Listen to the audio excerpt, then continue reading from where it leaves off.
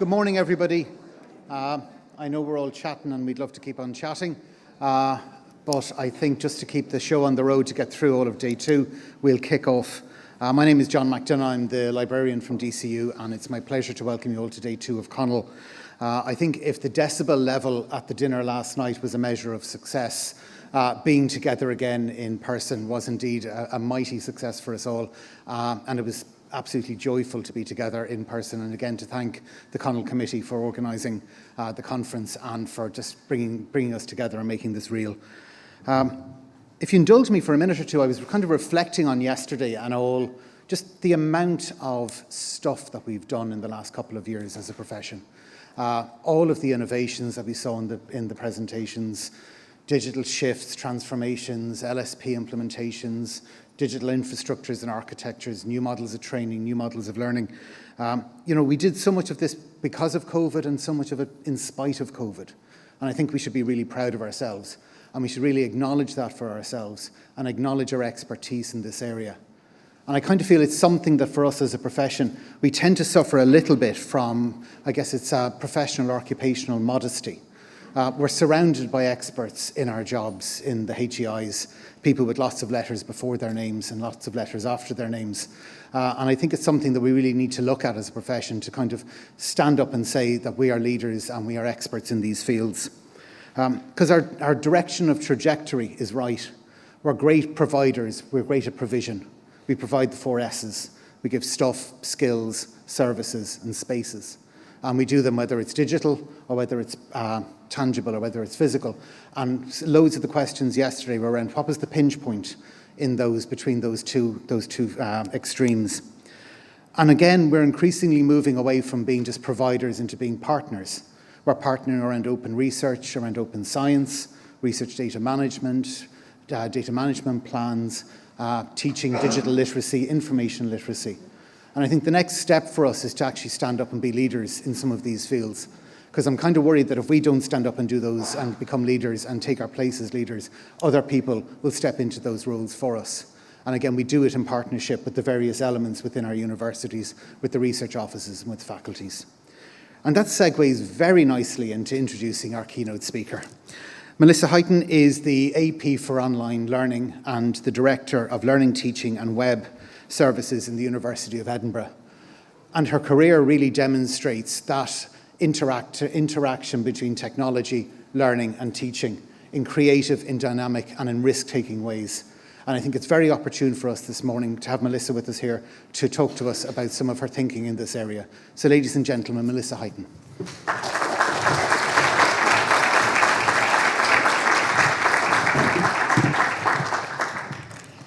Thank you very much. Thank you, John, for the introduction, and thank you to you all for the invitation, and to Monica and the committee who have kept us organized. Now, Chris and I have been thinking about coming to this conference for 2 years with great anticipation. And like Chris, I might be a little bit rusty. I did a few keynotes during lockdown, but I think this is the first time I've done standing up for a while. So luckily I've got a lovely podium to hold on to. And it's a bright light, so we'll be mostly presenting in this direction. So I've been introducing my slide design is because I did a presentation a few months ago where the title was Online Learning in a Post-Pandemic Planet, and that made me think about space and sci-fi and where we might be going and what the world will be like. But I also thought I would use the design because I think it fits with Future Now and Library Futures Now. In preparing, it was a little hard to know whether people would still want to talk about lockdowns and COVIDs, or whether we would want to move on quickly. But I think that some of the things I'm going to talk about are ethics and values from before and during and after. And I hope that some of it will chime with things that are in the, well, certainly for me it did. Attending the conference yesterday reassured me that I was going to talk about some of the things that might interest you, and also some of the sessions coming today. I hope I can set that up nicely for you. I think looking at the future is partly about online learning because of the impact it's had on universities and will have on the fact that a lot of people arrived very suddenly in a space teaching online, which another set of people had been carefully crafting and shaping and describing and researching and discussing and persuading and cajoling and quality assuring and gatekeeping and delineating. I always thought that my success in my career would be that I managed to persuade people to join me in this space and take their first tentative steps in there and understand all the services that I was offering to support, when actually what happened was a rapid emergency pivot in a crisis, and that's a trauma for learning technologists. But what we learned from that experience, obviously people have said, it's suddenly we all had to learn how to do this. But as we come out of that and reflect on it, will be interesting to see what holds and what lessons we learn from that. So the lessons will be around online learning, what the difference between blended and face-to-face discussions about asynchronous and synchronous. I don't even think we always mean the same thing when we're talking asynchronous and synchronous. What's real, what's face-to-face, what's distance, what's real time, cameras on or off, recorded or not, live streamed, value for money or not, and that return to classrooms or not. But like Chris was saying, I think it involves everyone in the institutions to work together in partnership to think about this. And it's no longer just the online learning researchers or the online learning academics, who were a sort of subset of people before, and now it's everyone.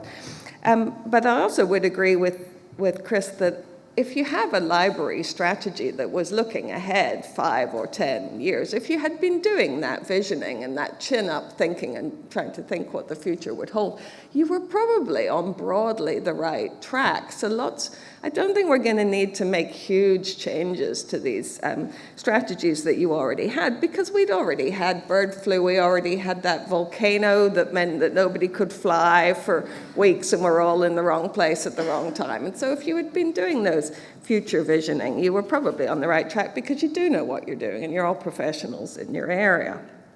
So, and also, like Chris, if there are things that I talk about that you would like to ask me more about afterwards, or if there are things that you think I miss, please do ask me.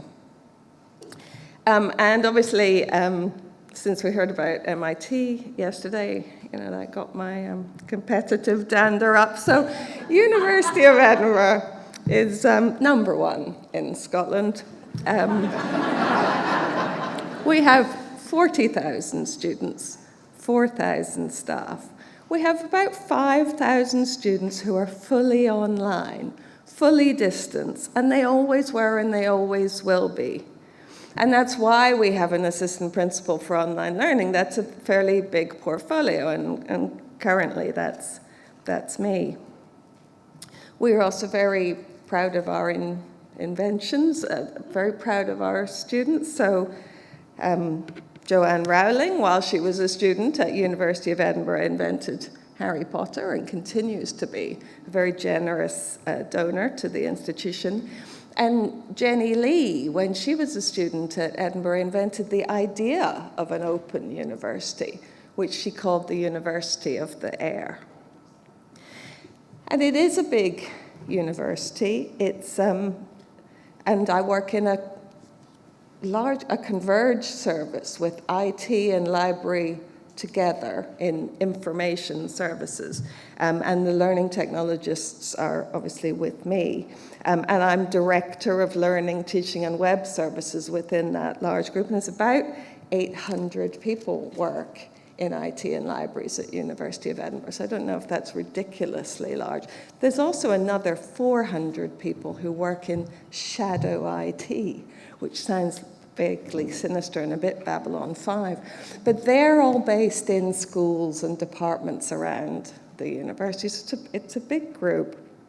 And so I'm Director of Learning, Teaching and Web Services, and the Director of the library sits directly opposite me in the office. So we both are working with quite large groups of staff.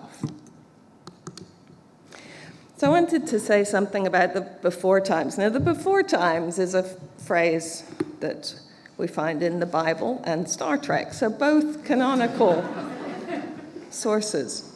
And I think that helps us to think about a time before a major catastrophic event. But it also helps us to think about things that we hold to be true, that are still true, and those things that will help us build and rebuild. But there is some new urgency around that, the climate crisis particularly, but also the kinds of technology and the kinds of people that we choose to work with.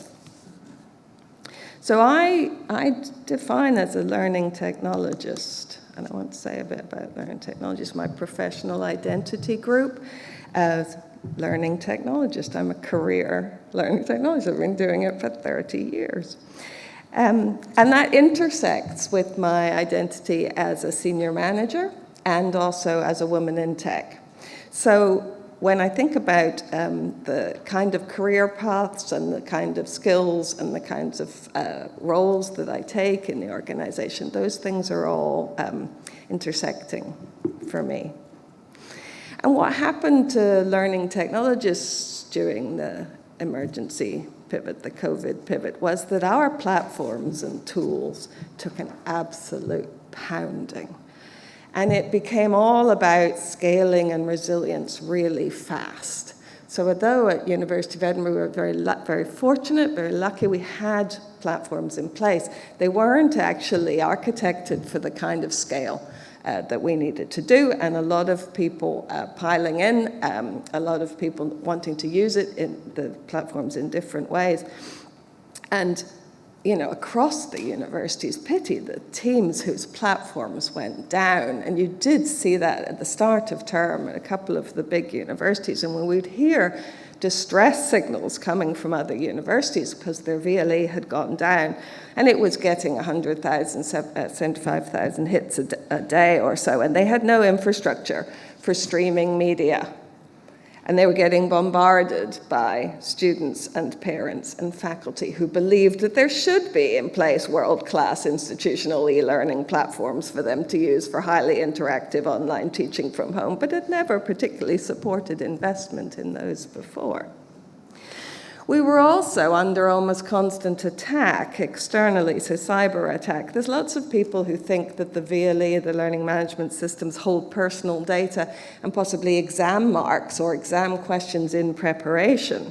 So as well as some bored students trying to hack the systems, universities are really a trophy kill. If somebody can bring that down a university, take the platforms completely out of business and take us offline, that's something that seems to be of particular interest to people. And of course, cyber terrorism is available as a service as well. Not one in my group, but apparently there are other people running very lucrative businesses.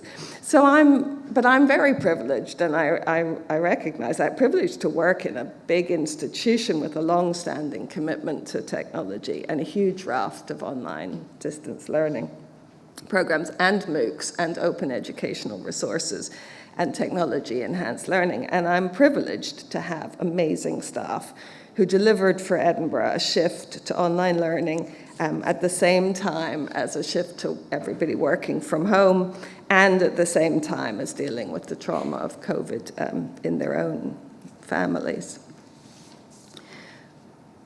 So thinking for a moment about the learning technologists in your organization, do you know where they are? Can you just think, where is the learning technology group?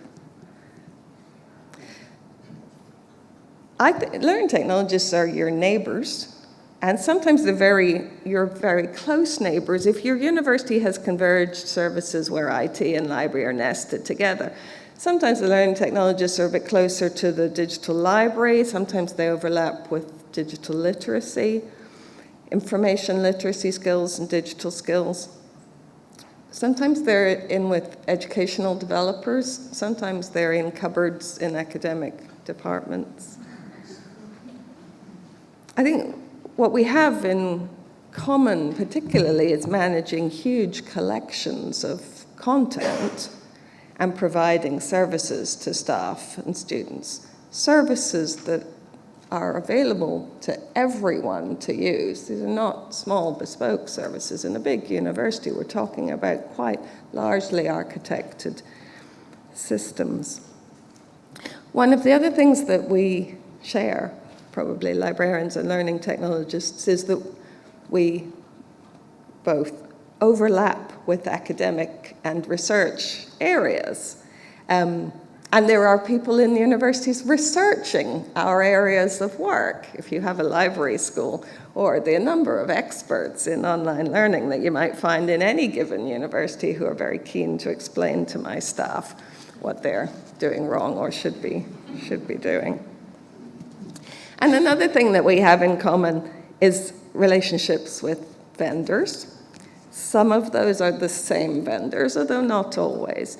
But it's a very hot market at the moment, ed tech, for mergers and acquisitions, and those suppliers taking over the various different tools that nobody was paying very much attention to at the moment. And the VLEs are getting bought out, and the virtual classrooms are getting swapped around. And also some predatory and bad behavior from some of the vendors, and certainly in terms of price hikes during COVID. And we have several who are functioning as complete monopolies in the sector. And so we're often dealing with vendors in a way that our colleagues complain about the technology and say, well, there's not a lot we can do about that because they have a monopoly in the space. So we could build our own, I suppose.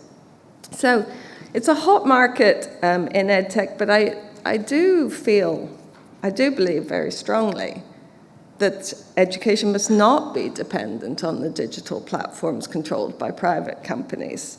And large educational institutions must show their support for open sharing and collaboration and assurance of accessibility for all our audiences. And the rich, large institutions must take this position and be generous in their weight when we are in these discussions, because it assures it for the sector. And I think that's an ethical position.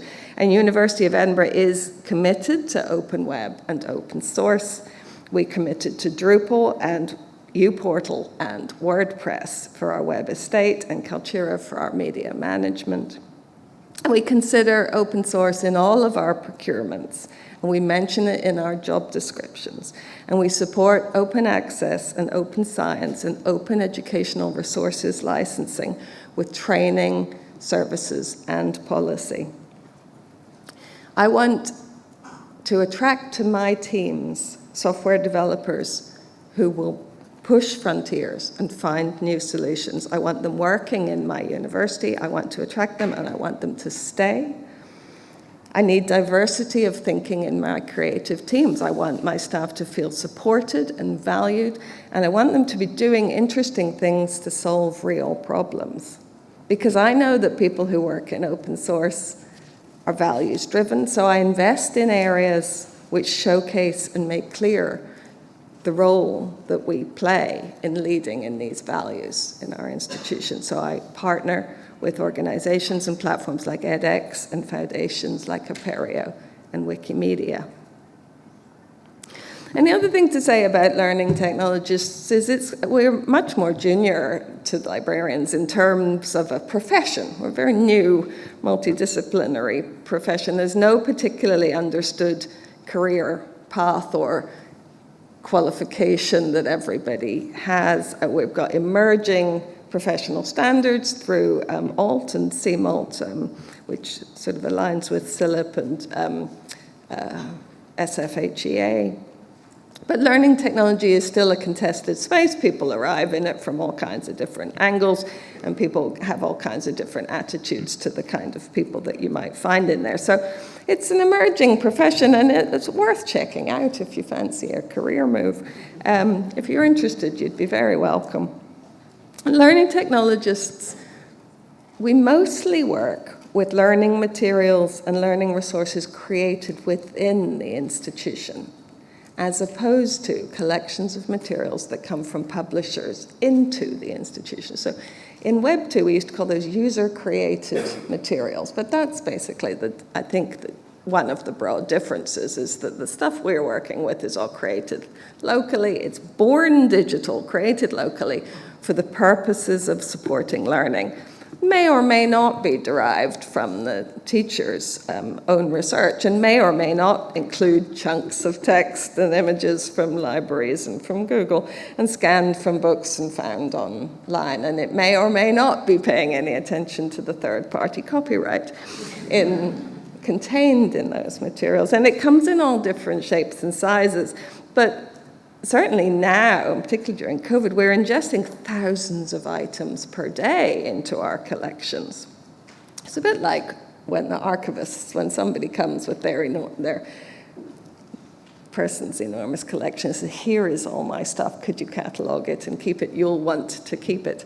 And your archivists quite rightly say, well, there will be some costs around managing that and curating that. Do you have a catalogue list and such? And they go, no. So every day we're being given piles and piles of stuff from colleagues who are generously adding it to the learning environment and never clearing it out or taking it away. It's uncatalogued. It usually has no metadata other than the date of creation. If you're lucky, I have about million items now called week 1. Lecture week 1. Recorded lecture. Handout. Yes. So I've got a metadata problem. I'd need your help and experience. There's going to be discussions about this growing collection of things and how long they should be kept or whether they should be binned. And if you have expertise in that area, it would be a great time to find your learning technologists who are probably buried under an enormous piles of stuff. So I just wanted to say a little about what learning technologists' superpower always was. And this is from the before times. So we had kitted out, for instance, lecture recording across all of the campus, 400 rooms, before the pandemic. And I'm in many discussions now where people refer to a return to the times before COVID, and we didn't have, and that we should all come back onto campus like we were before we were on campus, but we had been really investing in technology-enhanced learning for a long time. And the promise of learning tech was all about flexibility and choice and autonomy. And when we talk about student well-being, I think that the time that they spend online and whether that's mentally healthy and all of those things, I think we have to recognize that a lot of that was to do with being locked down and not being able to go anywhere. But it wasn't entirely the onlineness of the stuff, because actually the promise of learning technology is that being online, being recorded, being able to access in different ways at a time of your choosing, any time, any place, any pace, which was always the point of flexible learning, breaks the tyranny of time and space. That idea that the timetabler tells us when we have to be in a certain place at a certain time. And instead of a lecture being a high-stakes, once-in-a-lifetime, miss-it-at-your-peril activity, lecture recording makes lectures a useful learning resource which you can revisit, replay at any speed. And let me tell you, they are not replaying it at normal speed. They are replaying it at 1.5, 2, sometimes 3. A thing does not take an hour anymore. So the resources, most of the universities that had lecture recording, the service was called Replay. And the implication was that you came to it the first time in the classroom, but then you had access to the recording to look at it again at your leisure and use it as a learning resource. And I mention lecture recording because we all know that the purpose of a university lecture is to send you to the library to learn more.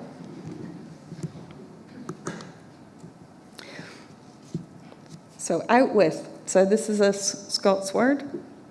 And I wanted to say a little bit about University of Edinburgh as a huge online learning provider. We've always taken a global view, an outward-looking view.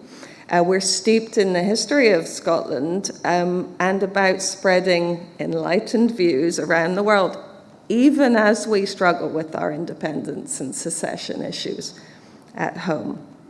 And actually, during COVID, our numbers in terms of our online learning went up. And this part of our business was actually largely undisrupted.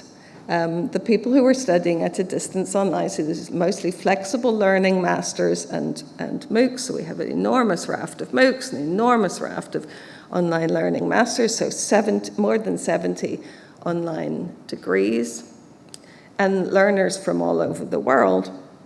So it's largely undisrupted, which pleased the senior management enormously, because having that as part of your business gives you a cushion and a buffer of business resilience at these kinds of disrupted times. And that's one of the reasons I suspect lots of universities will be investing that. The number of jobs for heads of e-learning or heads of online learning, or to come and establish a portfolio of online learning at universities. I think the senior management are quite keen to get into this business because they see it as lucrative, and less disrupted in the face of another pandemic, which, as we were reminded by somebody, is likely to come.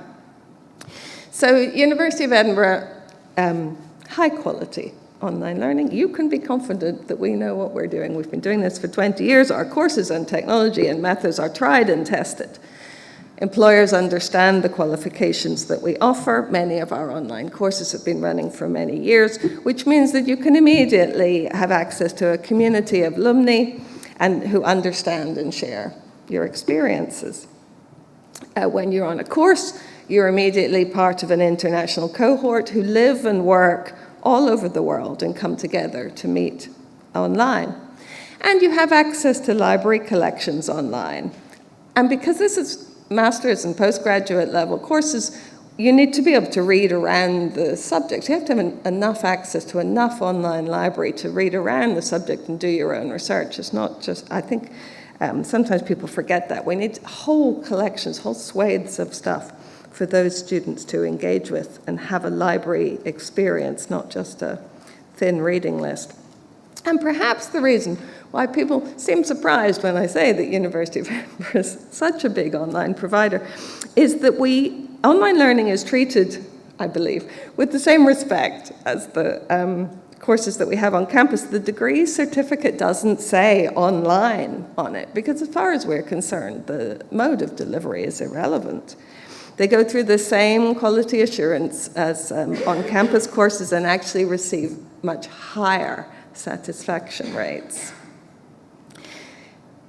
And obviously I would claim this is due to the large number of learning technologists that we have on campus. And it kind of is, because it means that we have and we do invest in tech and we invest in learning design. So that's a fancy slide that shows how big our numbers are. And here's another one that shows the locations of our postgraduate students. So we've been doing online learning for 20 years. There's some links in this, which is useless to you while you're sitting watching, but we'll make the slides available, I'm sure, and you'll follow these links and you'll find all kinds of lovely things. We've been doing MOOCs for 10 years. We do that with FutureLearn and edX and Coursera, and we have a platform strategy around dealing with those big partners. And we've been doing open educational resources for 7 years. I would say we were doing it before that. Somebody mentioned greenwashing before. There was a bit of open washing going on before where people referred to open educational resources. And And then you're sort of like, yeah, but is it actually open, or does that just mean online? So, and even in the phrase MOOC, massive open online course, the difference between the open and the online, and whether open just meant public and available, or whether it actually meant openly licensed.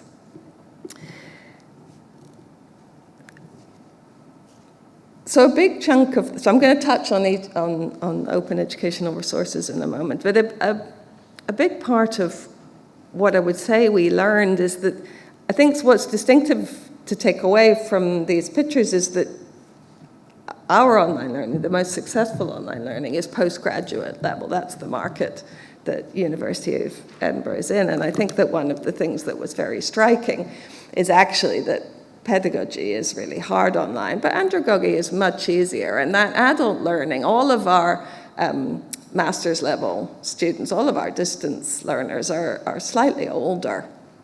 The demographic is different.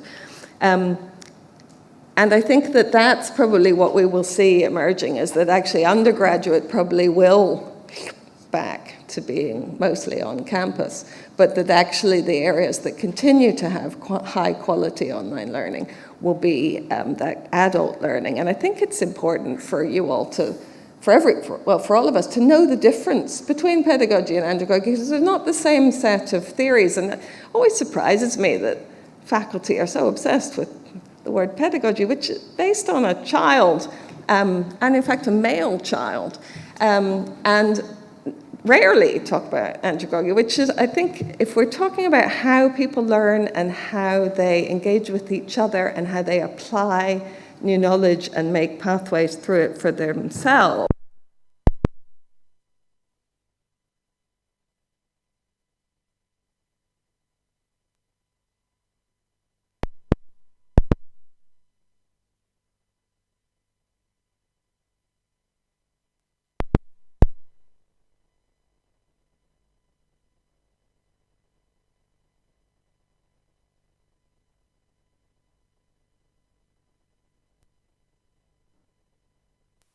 It's based on the idea that they have, thank you, very little experience and must rely on the experience of others. So you get into this, particularly online, it's much more passive, that we need to fill them up and that they're an empty vessel in the transmission. And I think that when learners don't have a lot else to hang things on, that's when online learning really struggles, and it feels like you're just sitting passively watching a lot of stuff coming at you online. Whereas adults intuit things and they work through the materials and they go searching for themselves, and they have a readiness to learn as well. I think that people who opt for an online distance course knowingly have deliberately chosen that mode of study. They're working, they have homes and families. They don't want to come and live for 3 years on campus. Their position usually in the workforce orients them towards learning new skills and acquiring new knowledge. And when a person is young, the application of the subject, I think, is postponed until they're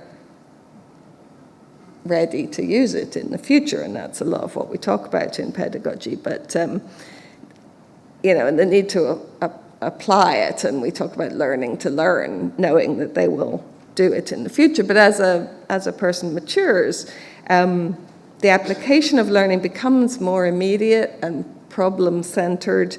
When adults encounter problems, they learn how to solve the problems, then immediately apply their knowledge. So the motivations to learn and how we support learners online, I would encourage you to think about the difference between, it's different theories, and it's different conversations that we should be having, and it's always worth pointing out that pedagogy is children, and see how your faculty feel about that. I'm going to say a little bit about, I think, open educational resources and essential freedoms. I've had my 10-minute warning.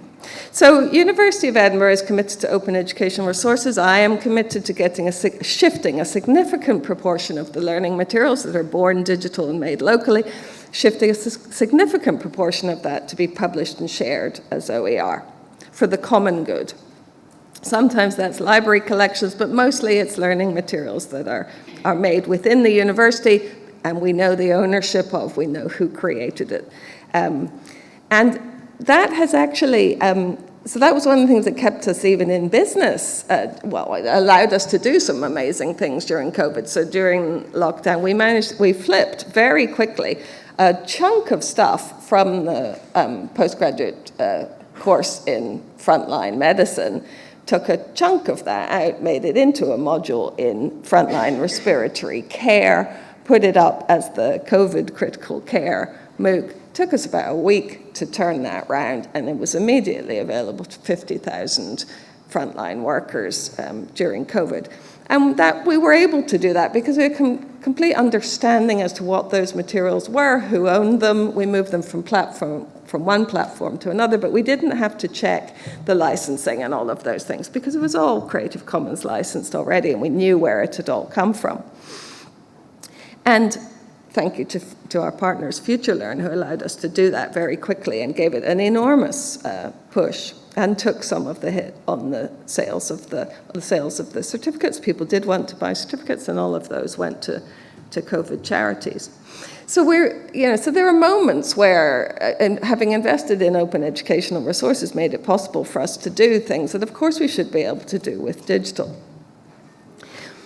I want University of Edinburgh materials out there. I want to make them discoverable. I want to count them. I want to show them off. I want other people to use them, and I want to celebrate that reuse. I want return on the investment. And I'm a purist in this. I don't like open washing. I mean materials that are clearly licensed for reuse, Creative Commons license on it with the minimum of caveats. And I mean hosted on open platforms, and even though sometimes I'm putting University of Edinburgh materials on proprietary platforms, I also put them on our own externally facing platforms and host all our open educational materials on our own platforms for reuse. And I want to reuse stuff from other places. However proud I am of the work that we do in creating and publishing OER and giving it to the community, I'm equally proud of the way that the Edinburgh teams consume materials released by others. It shows the value of sharing, and it actively challenges the silos of not using materials that were not invented here, which I think is one of the most troublesome issues in higher education and prevents us from decolonizing and diversifying our content. So thinking about how other people might use your materials and how you might add value to theirs is the care that we need to take right now. Value is added to open materials with every reuse.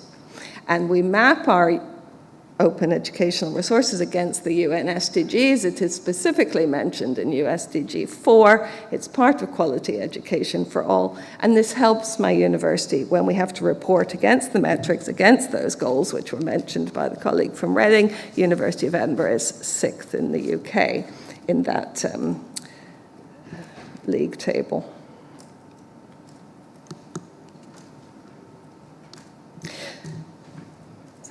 So the Saving the Planet and the UN SDGs are one of the things that have not changed during the pandemic. OER is our last best hope, I believe, for tackling catastrophic events. Our planet is in crisis, and the largest growth in the areas of our OER and online courses are in the area of sustainability. And all of our materials, many of our materials are available in multiple language versions. They're all openly licensed, available as Creative Commons. Please take them, recycle them, and reuse them. I'm going to say a little bit about combating misinformation, which also came up yesterday, and the importance of attracting and growing open thinkers. I want to say about our partnership with Wikipedia. Here's the links to all the short courses mapped against the SDGs. Here's the link to the COVID MOOC. Here's the trailers and content for all of this. Again, this kept us in business because we made all the trailers and content for our MOOCs and courses about sustainability, reusing material from other places that other people had released because we couldn't go out. And my media teams were stuck at home. They couldn't go out and film new stuff, so they were reusing material from other places, and I was really impressed with how they managed to do that.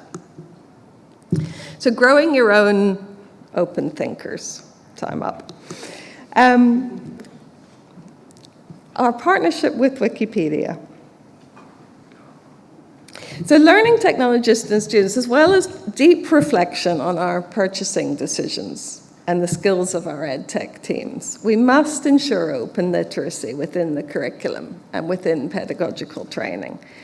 As we struggle against the denial of scientific knowledge, we must actively fight misinformation and attempt to decolonize our curriculum and care for our planet. And there is much work to be done. These are essential skills for researchers, and knowledge activism is an area that librarians and learning technologists must join, must come into. And sometimes people say to me that they cannot afford to have a Wikimedian in residence. And I would say that you cannot afford not to, because these are essential digital skills for staff and students. This is information literacy.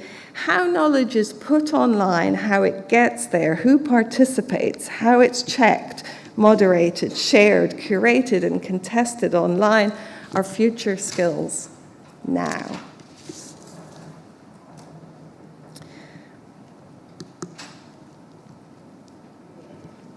I know that people are concerned about resilience and well-being and hybridity, and I would say it's too soon to know. It was mentioned yesterday, we're only one semester, maybe 2 semesters into this new way of working. Learning technologists have got a whole bunch of data about what's going on in the systems now, and if you contact your learning technologist, they'll be able to give you, I think, insights into patterns of behavior that might interest you. And if you combine the library data, systems data, and the library gate data, and the streaming data, and the data that's in the VLE, I think we'll see very interesting patterns about what's happening on campus. As we return to campus, there will be a raft of blended learning reviews where people try to figure out what is right and what is quality. We will have to tackle some metadata debt. We will have to do a shift in thinking about how important digital assets are as teaching materials and how long they should be kept, whether they suddenly have a much longer shelf life, or whether digital teaching materials made in a crisis should be binned. A lot of it should just be moved along. And also we need to think about, so a couple of people touched on online spaces being toxic, and I think that we must recognize that online spaces are toxic for particular groups of people. Women and disabled students and people of color have a very different experience online than some of the other students and members of our organization. So I hope that these stories from Scotland will be of interest to you, and that some of the challenges will inspire you to keep working in this really vital area. It takes a village.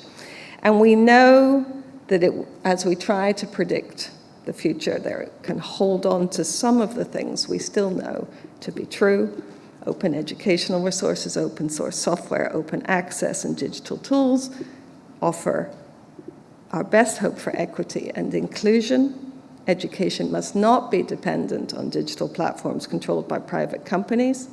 Large educational institutions must show their support for open learning, sharing, collaboration, and accessibility for all of our audiences, and as well as deep reflection on purchasing decisions and the skills of our ed tech teams. We must ensure open literacy in the curriculum and in pedagogical training. We must fight misinformation, attempt to decolonize our curriculum, and care for our planet. There is much work to be done. It takes a village. Thank you very much.